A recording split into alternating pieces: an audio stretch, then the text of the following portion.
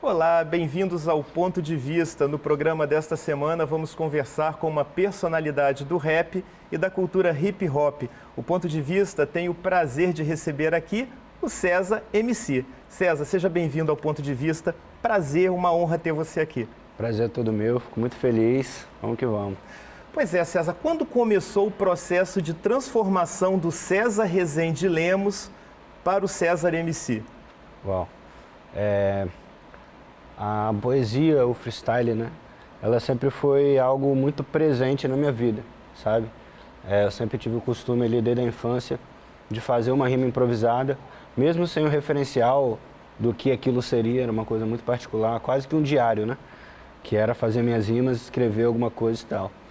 E eu desenvolvi isso de uma forma muito particular por muito tempo ali na infância, adolescência e tal.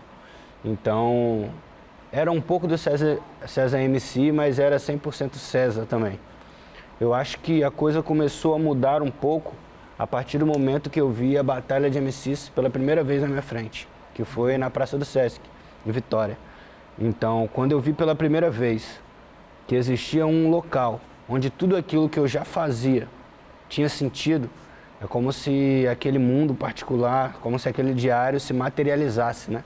Então foi um encontro do César com o César MC, ainda que os dois fossem uma coisa só. Essas batalhas, elas são a porta de entrada para esse universo aí do rap e da cultura hip hop? Para muitos artistas sim, né? É claro que não são as únicas, existem outras maneiras ali entre os elementos do hip hop e entre a lógica da cultura mesmo, que a gente pode considerar que são portas de entrada. Agora, as batalhas de MC, elas têm se tornado um lugar de holofote para artistas que passam por ali, se entregam ao máximo, alcançam aquilo que pretendem e conseguem vincular um trabalho artístico a partir dali também, um outro trabalho artístico.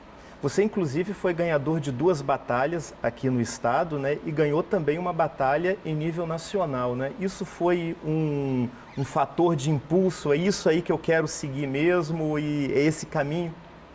Sem dúvida, eu acho que essa é a palavra-chave, né? A batalha, ela impulsionou tudo aquilo que eu sonhava, que era a música, que era a poesia, mas a batalha em si também sempre foi aquilo que eu gostaria de alguma forma levar para sempre. Então, ganhando as batalhas dentro do estado e depois ganhando batalhas a nível nacional, esse sonho foi ganhando pernas e a gente foi chegando onde foi. Agora, uma pergunta, como é que o poeta César MC, que começou lá na infância, chegou até o universo da matemática? Porque você Sim. começou um curso de matemática na UFES, como é que foi isso? É difícil juntar, né? Parecem 2 mundos muito opostos, mas eu defendo muito que, na verdade, esses mundos se complementam demais. Eu desde a preparação, né, para tentar a faculdade federal, eu já estava envolvido nas batalhas, então era aquela coisa de tentar se entregar ao máximo pelas ruas, pelo que estava acontecendo com a música, com o rap, mas também tinha toda a vida acadêmica, né? Era uma coisa muito difícil de conciliar, apesar de eu ser completamente apaixonado por números, ainda sou. A área de exatas é uma coisa que me fascina muito. Só que, de alguma forma, eu estava tão entregue ao mundo da música, ao mundo do freestyle, que não faria sentido eu não dedicar tudo de mim para aquilo. Eu costumo dizer que eu não larguei a faculdade, eu só mudei de curso para algo que tivesse um pouco mais a ver comigo. Mas assim, eu sou apaixonado pela matemática e a forma com que a gente começa ali na faculdade, estudando um pouco dos princípios ali do que é a matemática, a gente consegue ver que surgiu de muitos poetas. A música tem muito a ver com a matemática. Então, de alguma forma, os números e a poesia se encaixaram em mim. Mas eu me entreguei à poesia. Agora, foi uma decisão difícil ter encerrado o curso, quer dizer, ter interrompido o curso para seguir na carreira artística? Muito difícil. Muito difícil, porque quando a gente vem de periferia, a gente sonha em passar numa federal, a gente vê pai e mãe ali, tem que estudar, tem que passar uma faculdade. A gente sabe que aquilo ali tem um peso muito grande. Nem sempre a gente tem um tempo ali para se descobrir, para depois ir fazer o curso. Conseguir o curso já é uma coisa assim, sabe? E foi muita luta para conseguir. Então, assim, foi uma decisão que na balança pesou muito. Eu sabia que eu estava indo por um caminho alternativo, né? E que aquilo tinha um preço muito caro a se pagar. Mas, ao mesmo tempo, o sonho, para a gente desenhar, tem que correr o risco, né? O sonho, em algum momento, ele vai pedir isso da gente. Quais as referências musicais do César MC? Olha, a lista é grande, porque muito do que me influenciou e me levou até o rap, não é propriamente dito o rap, sabe?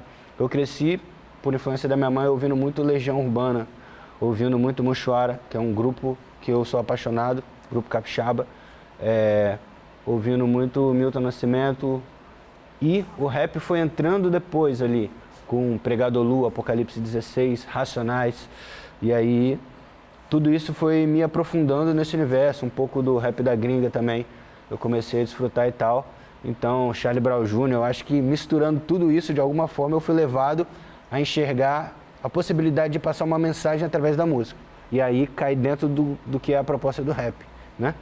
E aí fui conhecendo Racionais, Emicida, Projota, vários artistas que tinham uma vivência muito parecida com a minha e eu fui me enxergando no que eles diziam.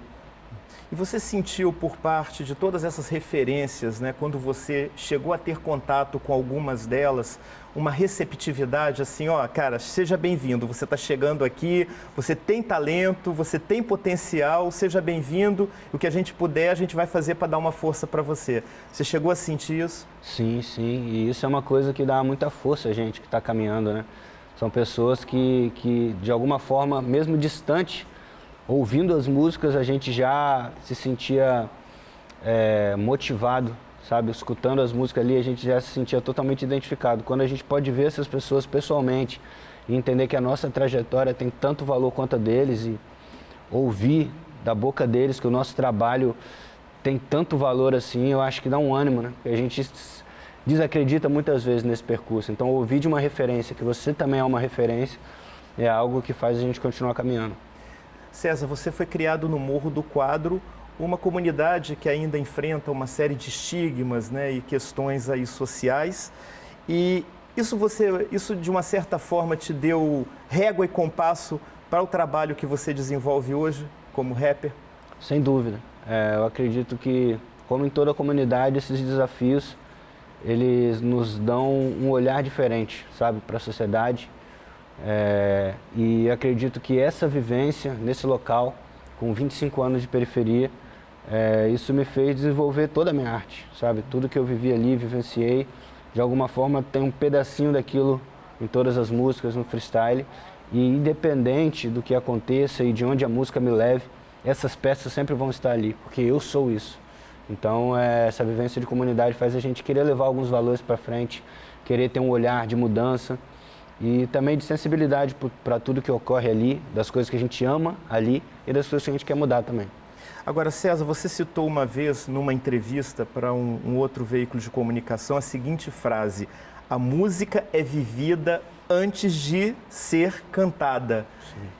Isso realmente faz parte do seu processo de criação, ou seja, as suas vivências, elas estão marcadamente presentes no seu trabalho, na sua poesia? Sem dúvida, sem dúvida.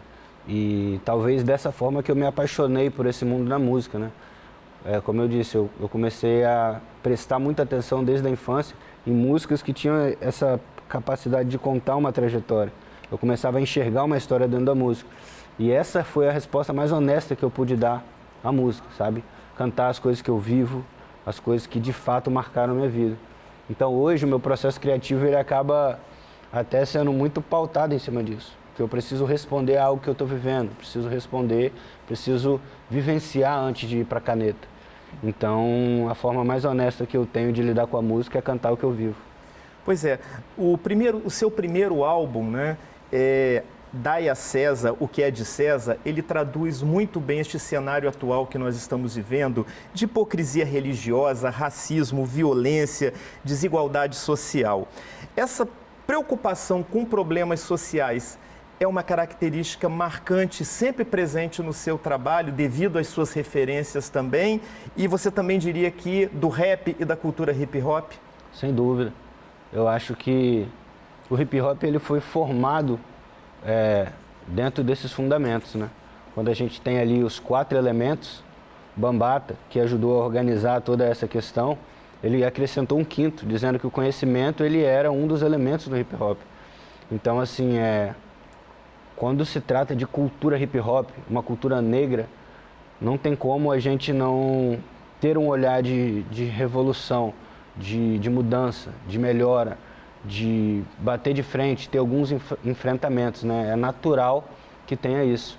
Até porque, partindo também da premissa de cantar a vida, sendo que a gente enfrenta em tantas etapas da vida esses confrontos, não tem como omitir da música essa vivência.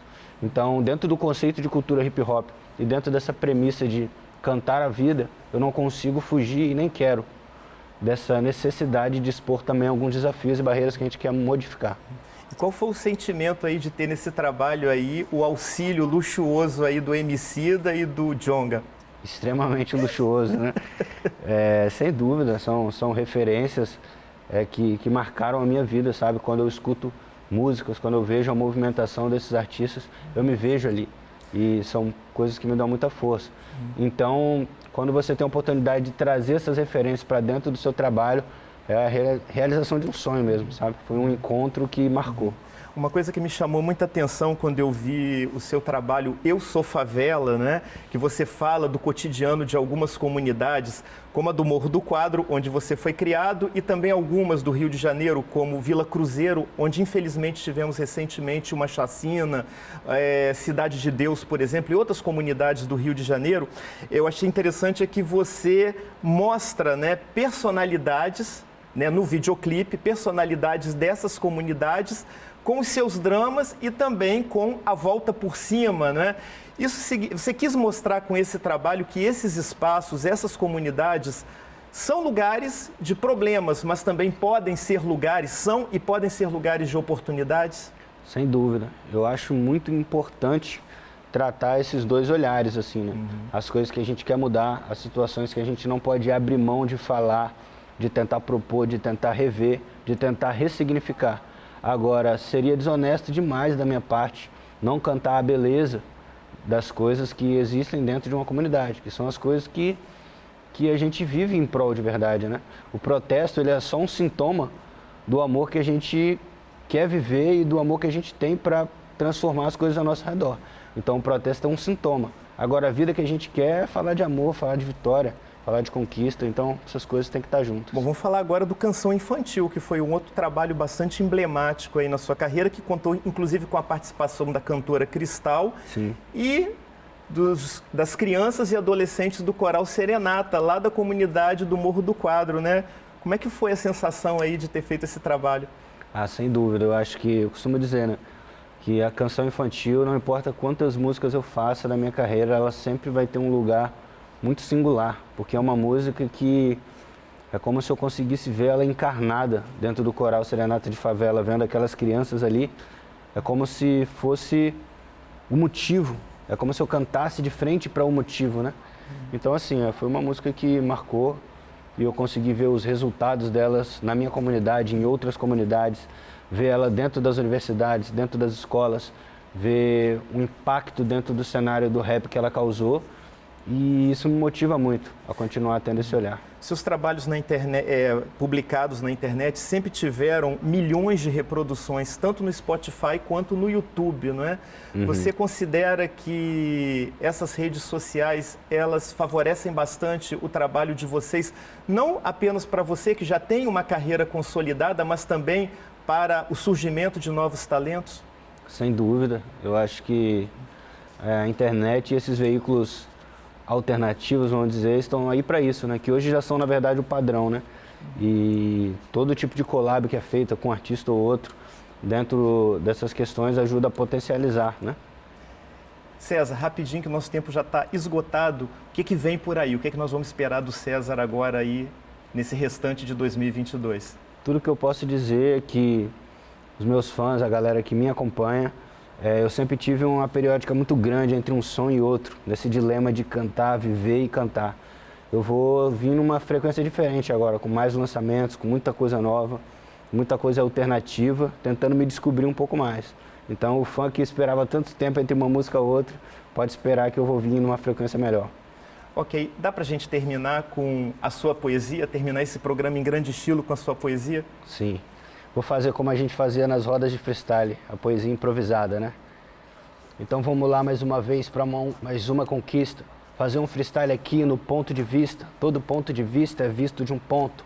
Então assista que hoje o meu ponto de vista eu conto. Poder fazer uma entrevista tão importante, falando de amor para o meu semelhante e sempre pregando pela verdade, tentando trazer sensibilidade para todas as comunidades, satisfação. Agradeço a oportunidade de estar aqui. E para você, MC, que tem um sonho, acredita e vai além. É necessário esforço e acreditar no seu amém. Fé e suor é o que muda uma trajetória. Talvez essa seja a receita de vitória, satisfação. Eu vou aqui mais uma vez, checkmate, fazendo aqui a minha arte. Perfeito, muito bom, muito obrigado. Da hora. Valeu pela entrevista e mais sucesso para você. Muito obrigado. E eu agradeço também a sua audiência, a sua companhia. Lembrando que semana que vem estaremos de volta em mais um Ponto de Vista. Até lá!